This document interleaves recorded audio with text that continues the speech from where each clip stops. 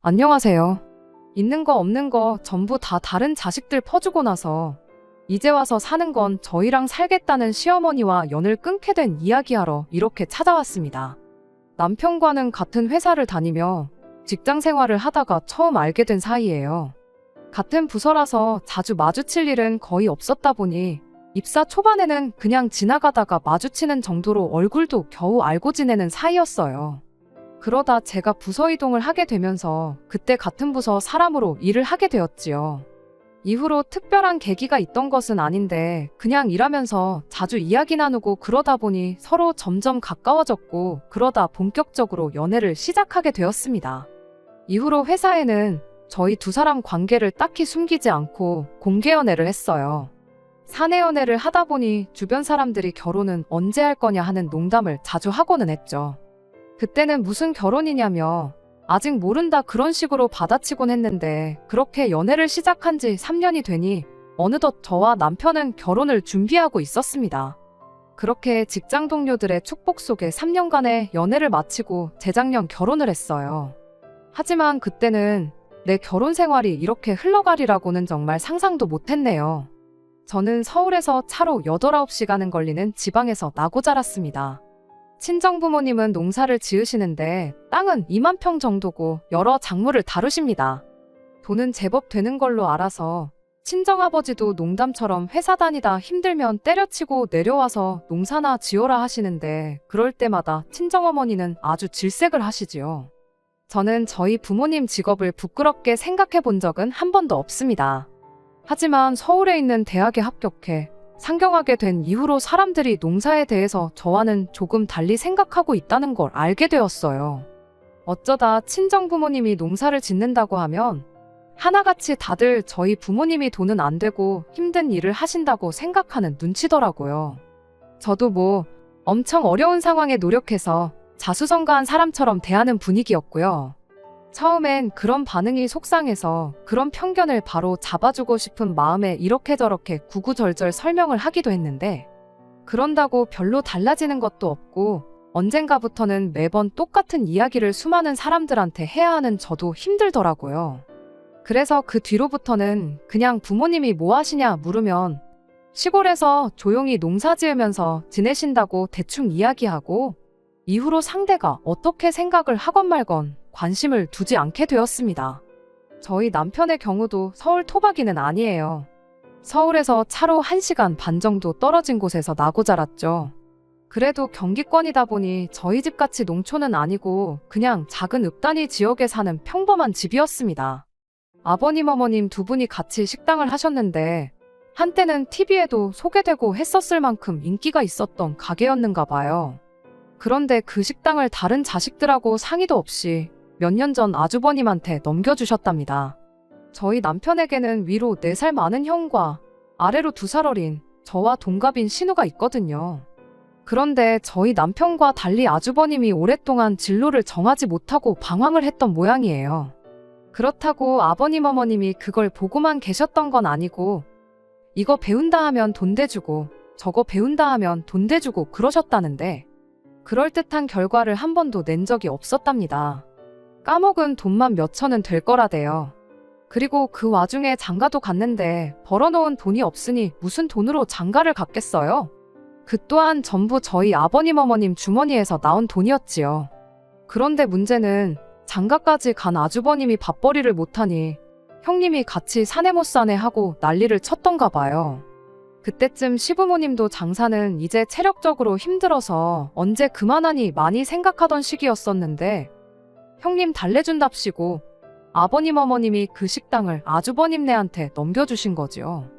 저희야 멀쩡한 직장이 있고 자리까지 잡은 상황이다 보니 그 식당이 탐이 난다거나 하는 건 아니었는데 그래도 부모님께 잘 되는 식당을 물려받았으면 책임감을 가지고 이끌어 나갈 생각을 해야 하잖아요. 그런데 툭하면 이래 서문닫고 저래 서문닫고 재료 손질하기 까다롭다고 잘 나가던 메뉴를 홀딱 없애질 않나. 생물을 냉동으로 바꿔서 쓰질 않나. 자기들 편한 대로 가게를 바꿔나가기 시작한 겁니다. 시부모님이 하시던 거 그대로 따라해도 한참 모자랄 판에 지들 입맛대로 가게를 손보기 시작하니 가게가 금방 내리막을 걷더래요. 그래도 어머님 아버님이 평생을 두고 하던 가게였더니만큼 애정이 남아있어서 그랬나. 어떻게 또 막판에 당신들 노후 자금 다 끌어다가 대주셔가지고 용케 문은 안 닫게 만들어주셨다는데 가게 문 닫는 꼴을 보기 싫으면 어머님 아버님이 도로 가게를 가져오셨어야지. 그렇게 급한 불만 끈다고 해서 될 게 아니라는 생각밖에 들지 않았지만 그쪽 일은 그쪽 일이다 싶어서 그냥 신경 끄고 있었습니다. 신우도 사는 건 녹록치 않은 모양새였어요. 남편보다 어린 신우였지만 대학 졸업 후 동네 작은 회사에서 일 좀 하다가 바로 시집을 갔거든요. 결혼하자마자 애 갖고 그래서 회사 관두고 이후로 애를 연년생으로 둘이나 낳으면서 완전히 전업주부가 되었다대요. 그리고 신우네 남편은 결혼 전부터 동네에서 작은 카페를 하고 있었답니다. 처음엔 그래도 장사가 괜찮았던 모양이에요. 하지만 둘이 결혼하고 나서 2년 정도 지났나 그 즈음에 바로 옆 건물에 대형 프랜차이즈 카페가 들어왔답니다. 거기다 엎친 데 덮친 격으로 거기에 큰 대형 카페가 생기니 다른 저가형 프랜차이즈들도 하나둘씩 들어서기 시작했대요. 대형 카페 들어왔을 때는 그래도 작은 카페 찾아주는 손님들이 있긴 해서 이래저래 버티고는 있었는데 저가형 매장이 하나둘 들어차기 시작해서 5분 거리에 카페만 5개가 생기니 그때부터는 버틸 재간이 없더랍니다. 그때쯤 또 어머님 아버님이 신혼애를 도와주신답시고 대출까지 받으셨다 들었습니다. 하지만 결국 신우 남편네 가게는 문을 닫게 되었고 문을 닫으면서 카페 대신 작은 분식점 하나를 열었다는데 그 돈마저 시부모님 이름으로 대출을 또 받아서 열게 되었다는 거예요.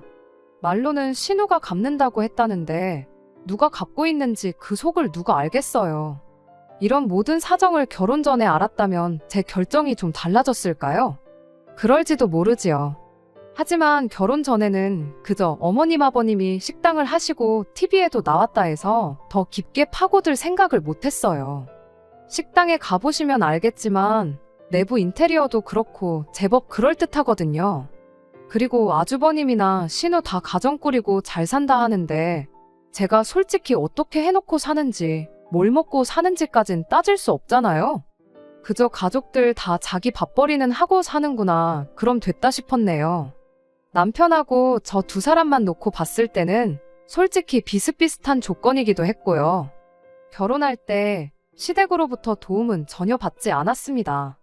지금에서야 생각해보면 남편이 먼저 성인들이 결혼하는 건데 부모님 도움을 받는 건 아닌 것 같다. 반반이 어떻고 저떻고 한 게 다 제 앞에서 쇼한 건가 싶기도 해요.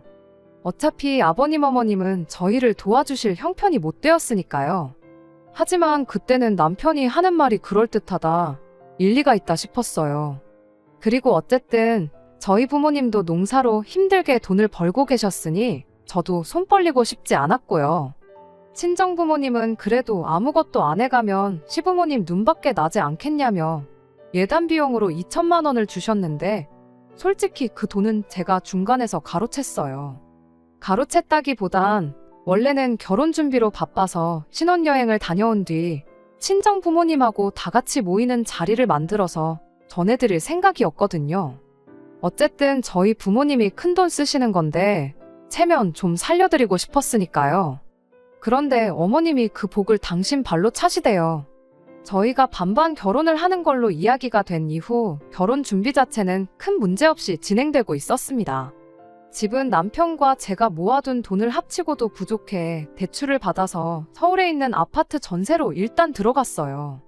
집뿐만 아니라 혼수도 그랬지요. 결혼식 비용은 들어온 축의금으로 각자 해결하기로 했고요. 그런데 결혼식 당일날 어머님이 급하게 쓰실 곳이 있다며 축의금을 달라고 하시대요. 결제는 해야 되는데 어머님이 옆에서 계속 축의금 타령을 하시니 정신도 없고 그래서 일단은 알겠다 하고 빌려드렸습니다. 그런데 그런 와중에 축의금까지 그렇게 가져가시곤 시간 지나서 그 돈은 언제 주실 거냐 물으니 그 돈은 당신이 그간 뿌린 돈을 수거한 거나 마찬가지라며 못 준다고 딱 말을 자르더라고요. 솔직히 좀 황당했지요. 시댁 쪽 하객 대부분이 남편 하객이었으니까요. 축의금은 원래 부모님한테 드리는 거다 하는 말이 많아서 저도 되도록이면 이야기를 더 꺼내고 싶지는 않았어요. 그저 그렇게 가져가실 거면 빌려간다고 할 게 아니고 결혼 전에 미리 남편에게 전해놓는다던가 하는 게 맞지 않나 싶었죠. 하지만 무엇보다 가장 황당했던 건 그렇게 가져간 축의금이 알고 보니 아주버님 손으로 들어갔다는 사실이었지요. 나중에서야 알게 된 건데 아주버님이 그때 마침 급하게 식당 일로 돈이 필요했다나요? 말로는 다 가져간 게 아니라 1,000만 원도 안 됐다는데 1,000만 원이고 1,000원이고 돈은 돈이잖아요? 며느리로서 이렇게 말하자니 그렇지만 어머님도 아주버님도 괘씸해서 친정에서 받아온 예단비 2,000만 원을 제가 그냥 중간에서 갖기로 하고 아무것도 안 해드린 거예요. 이후로 솔직히 저나 남편이나 시댁 식구들하고는 뭐 크게 교류가 없었습니다. 일단 시댁하고 물리적인 거리가 크다는 게 가장 큰 이유였지요. 물론 양가 부모님께 똑같이 매달 용돈이나마 필요한데 쓰시라고 30만 원씩 보내드렸고 명절이나 어버이날, 시부모님 생신같이 저희 도리를 해야 하는 날은 챙겼지만요. 하지만 그 외에는 가족 모임이라던가 그런 건 굳이 나서지 않았네요. 그러던 중 아버님이 저희 결혼한 지 2년쯤 되던 해에 폐암 판정을 받으셨어요. 그리고 뭐 제대로 손 써볼 여유도 없이 반년도 채 되지 않아 돌아가셨지요. 장사하면서 그렇게 시간 나면 담배를 피워대더니 인간이 결국 폐암으로 죽었다면서 슬퍼하시는 시어머니를 보니 이때는 뭐 그동안 서운했고 그런 걸 떠나서 저도 그렇고 다들 상심이 컸고요.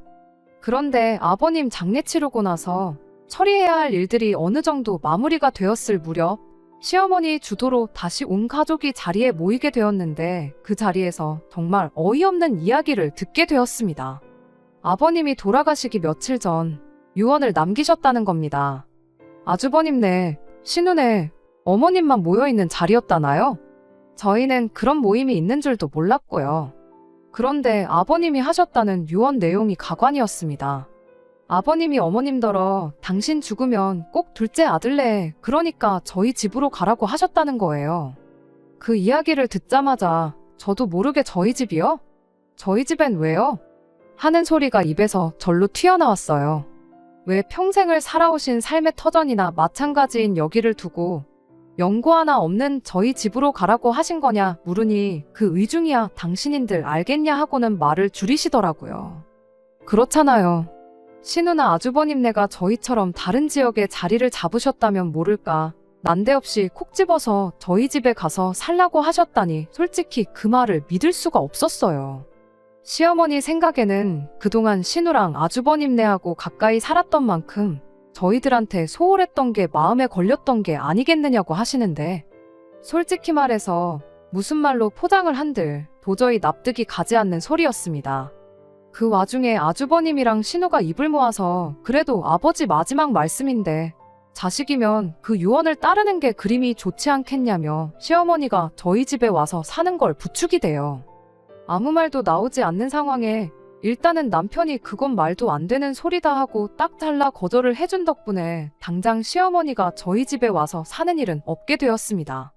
그렇게 시아버지가 돌아가시고 나서 1년이 채 되지 않았을 때 일이에요. 시어머니가 언젠가부터 마른 기침이 계속 나오고 속도 미식거리고 두통 때문에 죽겠다면서 툭하면 저희한테 전화를 해서는 그렇게 앓는 소리를 하기 시작했습니다. 아버님이 폐암 판정을 받기 직전에 딱 그런 증상을 보이셨다면서 아무래도 평생을 담배랑 붙어 산 인간 옆에서 지냈다 보니 간접흡연 때문에 당신한테도 무슨 이상이 생긴 거 아니겠느냐 하시는데 그 말을 들으니 또 신경을 안 쓸래야 안 쓸 수가 없었어요. 병원을 다녀와 보시라고 말해도 근처에 사는 두 자식들이 장사를 하는데 걔들이 워낙에 시간 내기 힘든 상황인 건 니들도 알지 않냐면서 은근슬쩍 아주버님하고 신우랑 같이 병원 다녀오기 싫다는 식으로 말을 하시더군요. 병원에 꼭 누구랑 같이 가야 하는 건 아니지 않느냐 물어도 무슨 진단이 나올 줄도 모르는데 혼자 가기 무섭다고만 하시고요.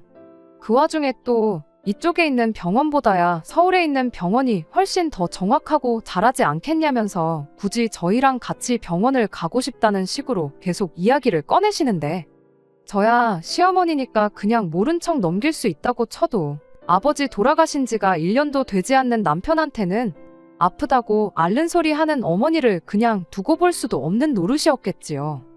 결국 남편하고 상의한 끝에 일단 어머님 보고 올라오시라고 하자, 그리고 같이 병원에 모시고 가자 했어요. 병원에서 진단받기 전까진 왜 이렇게 몸이 안 좋으신지 알 수도 없는 노릇이기도 하고, 결과가 좋으면 아프다는 이야기는 이제 그만하시겠지 하는 생각이었어요. 게다가 저희가 일하는 회사가 유명한 병원이랑 연계도 잘 되어 있어서 병원에 모시고 가는 게 번거로울지언정 어려운 일은 아니었거든요. 그렇게 시어머니가 혼자서 서울에 올라오시게 되었어요. 저희 집에서 하루 주무시고 아침 일찍 병원 가서 검사를 받기로 되어 있었는데, 하루 주무시고 가실 분 치고는 짐을 많이도 싸우셨더라고요. 며칠이 아니라 몇 주는 계실 사람처럼 말이죠. 남편이 은근슬쩍 검사받고 어디 뭐 여행이라도 가시느냐고 떠보듯 물어봤는데, 시어머니가 도끼눈을 하더니 아픈 사람을 그럼 검사받자마자 집으로 돌려보낼 생각이냐며 한 소리 하시더군요. 그러더니 기어이 검사받고 결과 나올 때까지 저희 집에 계시겠다는 소리를 하시대요. 결과가 안 좋으면 또 병원에 가야 하지 않겠냐고. 혼자 기차 타고 오며 가며 하는 것도 못할 짓이라고 하면서 뭐라 하시는 와중에 남편이 그럼 검사받고 나서 차로 모셔다 드리겠다고 대답을 했어요. 결과 나오면 또 저희가 차로 모시러 가겠다고 그렇게 말을 했죠. 그랬더니 시어머니가 잠깐 아무 말도 없으시다가 그럴 필요 없다고, 이미 여기서 며칠 지내다 갈 생각으로 짐도 싸온 거니 기어이 저희 집에 머물다 가시겠다고 그렇게 선언을 하셨습니다. 저 고집을 누가 꺾나 싶었고, 검사 결과 나오는 거 짧으면 일주일이고 길어봐야 열흘 남짓일 테니 그러시라고 했죠. 다행히 결과는 생각보다 빨리 나왔어요. 그리고 더 다행이었던 건 검사 결과가 너무나도 좋았다는 겁니다. 걱정할 게 하나도 없을 정도로 말이에요. 수치도 전부 정상이고, 심지어 몇몇 항목은 동년배분들하고 비교해봤을 때 정상이다 못해 훨씬 좋은 수치였어요. 그 정도 결과면 기뻐해야 마땅한 거 아닌가 싶었는데, 시어머니는 병원이 돌팔이가 아니냐면서 다른 병원에서 검사를 다시 받아봐야겠다고 우기기 시작했습니다. 온몸이 아프고 좋은 곳이 하나도 없는데 이 결과가 말이나 되냐시면서요. 그렇게 하고 싶으시다는데 원하는 대로 다른 병원도 알아봐드리겠다고 했어요. 다만 예약하고 그러는데 시간이 걸리니 일단은 집에 내려가 계시라고 했죠. 차로 모셔다 드릴 테니 걱정 마시라고 그렇게 한마디 했는데, 시어머니는 정말 말 그대로 바닥에 대자로 누우셔가지고는 집에 안 가겠다고 어린애처럼 땡깡을 부리기 시작했어요. 집에 혼자 있으면 너무 외롭고 쓸쓸하시다고, 없는 병도 생길 지경이라면서 가기 싫으시다네요. 저희 집에 며칠만 더 있게 해달라고 말 그대로 떼를 쓰시더라니까요. 아버님 떠나시고 얼마나 외로우시면 저러시나 싶어서 매몰차게 할 수가 없더라고요. 다른 것보다 이러지도 저러지도 못하고 있는 남편을 보고 있자니 안쓰러워서 그래서 일단 며칠 더 계시라 했어요. 이땐 남편도 무척 저에게 미안해했고요. 그런데 어머님이 계시니까 신경 써야 할 게 한두 개가 아니더군요. 먹는 것부터가 문제였지요. 저나 남편은 아침엔 입맛도 없고 해서 커피 한 잔만 마시고, 점심은 회사에서 먹고 저녁도 보통 만나서 밖에서 먹고 들어오거나 그랬거든요. 그런데 어머님이 집에 계시니까 저희 원래 지내던 방식으로 지낼 수가 없어서 어쩔 수 없이 반찬을 하기 시작했어요. 사정을 들으신 친정어머니가도 좀 보내주셨고요. 맞벌이하는 와중에 반찬하는 것도 힘들고 친정어머니께도 죄송하고, 반찬을 사다 먹는 것도 생각해봤는데 어머님께서 음식에 좀 예민하셔서 바깥 음식은 안 좋아하시거든요. 당신이 해드시면 좋겠는데 알아서 해드시면 모를까 며느리 입장에서 당신 손으로 만들어 드시라 할 수도 없고, 여러 가지로 어려운 상황이었네요. 결국 지인의 도움으로 또 다른 병원을 예약하게 되었어요. 검사 후 결과 나오는 데까지 또 열흘이 걸렸고, 여기 오셔서 잘 먹고 잘 드셔서 그런 건지는 모르겠는데 미약한 차이이긴 하지만 오히려 결과가 먼저 받은 결과보다도 훨씬 더 좋았습니다. 이젠 진짜로 집에 모셔다 드리겠다고 했는데 시어머니는 끝까지 집에 갈 생각은 안 하시고 하루만 더 있겠다, 이젠 진짜 하루만 더 있겠다 하시면서 그렇게 2달을 더 버티셨어요. 그때쯤부터는 저도 이러다간 진짜 모시고 살게 되겠다 싶어 아무 말도 하지 않을 수가 없더라고요. 그러다 결국 기어코 저를 폭발하게 만든 사건이 하나 일어났어요. 사건이 있기 며칠 전 제가 친정어머니께 더는 음식을 보내지 마시라 했어요. 먹고 싶으면 제가 이야기를 할 테니 괜히 밑반찬해서 보내지 마시라고요. 처음에야 어머님 드시는 게 신경 쓰여서 어쩔 수 없이 친정어머니 도움도 받았지만 한 달이 넘어갈 때부턴 어머님 때문에 친정어머니 고생시키는 게 말이 되나 싶었거든요. 그리고 그러나 중에 어머님이 언젠가부터 친정어머니가 보내주시는 반찬을 가지고 투정을 하시대요. 너희 어머니는 맨날 똑같은 거밖에 못하냐면서. 그런 소리 듣고 좋다 할 며느리가 세상 천지 어디 있겠어요? 그래서 친정어머니한테 더는 보내지 마시라 한 거예요. 그런데 제가 이야기하고 얼마 지나지 않아 친정어머니가 또다시 기어이 김치부터 시작해서 음식을 한가득해서 보내주셨더라고요. 그리고 선물 들어온 거라며 보리굴비에 한우에 직접 농사 지으신 나물에 이것저것 잔뜩 챙겨서요. 택배가 금요일 낮에 도착했다고 연락이 왔고 냉장고에 넣어야 할 것도 있었으니 어머님더러 받아서 냉장고에 좀 넣어달라 했습니다. 지난번엔 홧김에 이제 보내지 마시라 했지만 또 막상 친정어머니가 보내주신 반찬이 냉장고에서 저를 기다리고 있을 걸 생각하니 빨리 퇴근해서 밥 먹고 싶단 생각밖에 안 들대요. 그렇게 들뜬 마음으로 집에 돌아왔습니다. 집에 도착하니 어머님은 TV를 보고 계셨고 집은 어느 때와 마찬가지로 엉망이었어요. 치사하게 들릴지 모르겠지만 저희 어머님은 저희 집에 계시는 동안 솔직히 말해서 청소기 한 번 돌려주신 적 없고 남편 양말 한 짝 개어주신 적 없습니다. 아무튼 배도 고프고 허기가 졌지만 청소부터 해놓고 먹자 싶어서 불이 나게 집 정리를 시작했어요.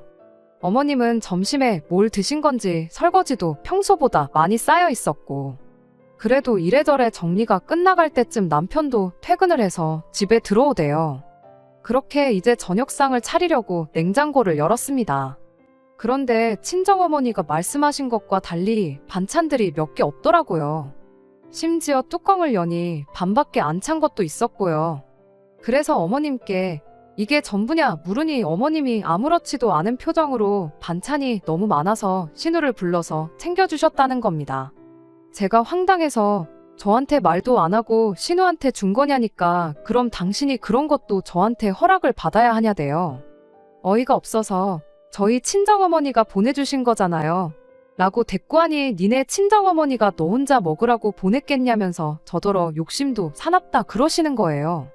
그러면서 저더러 성격을 좀 고쳐 그러는데 황당해서 말도 잘 안 나오대요. 그리고는 설마 싶어서 냉동실을 열어보니 친정어머니가 보내주셨다는 것들도 하나도 안 보였어요. 제가 보리굴비며 한우랑 나물 말린 건 다 어디 있냐고 하니까 어차피 니들 집에서 밥도 잘 안 먹지 않냐면서 거기 신혼에는 애들도 있고 그래서 그것도 줬답니다. 얼마나 아무렇지 않은 표정으로 뻔뻔하게 말씀하시던지 황당해서 기가 차더라니까요. 저는 말 그대로 할 말을 잃었습니다. 어쩜 저렇게 뻔뻔하신가 싶고 어디부터 따져야 되나. 화가 나서 머리가 안 돌아가는 느낌이었달까요? 그런데 그때 모든 상황을 지켜보고 있던 남편이 재산은 형한테 다 퍼주고 이제 퍼줄 게 없으니 우리 집 냉장고를 신우한테 퍼주냐면서 도대체 나한테는 뭘 해주려고 이러는 거냐고 빈정대기 시작했어요. 그러자 어머님께서 당신 사는 집 거기 보증금 빼서 저희 주신답니다. 저는 솔직히 그때까지 그 집은 그래도 어머님 아버님 명의로 돼 있는 줄 알았는데 반전세라는 사실을 알고 깜짝 놀랐어요.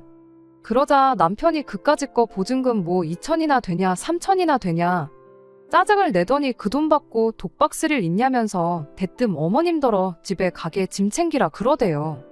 그런데 어머님이 집 싫다 안 간다 하시니까 그러면 신혼에 데려다 준다고 빨리 옷 입으라고 윽박을 질렀어요.